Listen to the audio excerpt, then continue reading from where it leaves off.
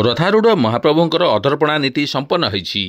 पुरी श्रीक्षेत्र में महाप्रभुंकर अधरामृत पान करिसेंति रथ पार्श्व देवादेवी और चंडी चामुंडी माने। द्वादशी तिथि रे श्री विग्रहंकर अधर छुईथिबा तुम्बाकार माटी हांडी पणा भोग पर अशरीरंकर उद्देश्य यहाकू उत्सर्ग करा जायथिला। मध्याह्न धूप पर श्रीजीवंकर अधर नीति संपन्न होइतिला। महाप्रभुंकर अधर स्पर्श करुथुवारु एही पणाकू भक्त माने मध्य प्रसाद भावे पाई थांती। रथारूढ़ श्री विग्रह मानकर अधर पर्यंत हांडी पणा भर्ती होइतिबारु एहाकू अधरपणा कुहाଯାଏ बोली गवेषक माने मत दियंती। प्रति रथरे 3टी करी 9टी हांडी भोग करा जायथाय। पाଳିया पूजा पंडा पंचोपचार पूजा करथिले।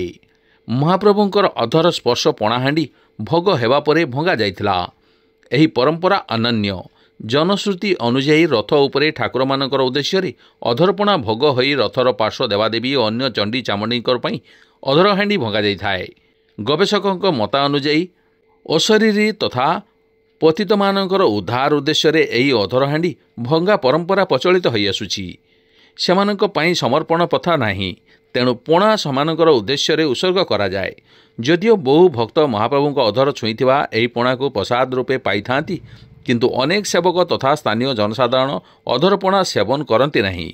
अधरपणा लगी हेबा परे रथर पार्श्व देवादेवी और अशरीर भंगा जायथिला अधर हांडी। रथ यात्रा रे द्वादशी तिथि रे सोमवार एही नीति अनुष्ठित होइतिला। ठाकुरंक अधरपणा पई प्रस्तुत होइतिला स्वतंत्र हांडी। क्षीर, छेना, सर, कदली, जाईफल, कर्पूर, गुजराती आदि केते प्रकार जिनस पड़ी प्रस्तुत होइतिला एही अधरपणा। 3 ठाकुरंक सामने 3टी लेखाएं हांडी पणा भोग करा जायथिला। पणा भोग परे एही हांडी को रथ उपरे भांगी दिया जायथिला। आज भी मध्य एही अधर नीति दर्शन करबा पई रथ सम्मुखरे श्रद्धालुंकर प्रबल भिड़ परिलक्षित होइतिला।